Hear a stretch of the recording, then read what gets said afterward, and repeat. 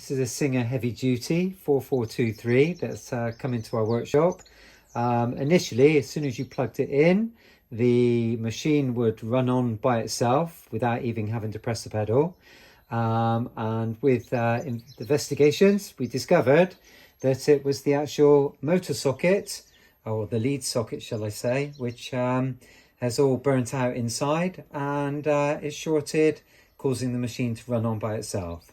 So we're just going to kind of stitch it off. Now we put it all back together, just to stitch it off and make sure everything's fine. But that's the findings of a machine running on.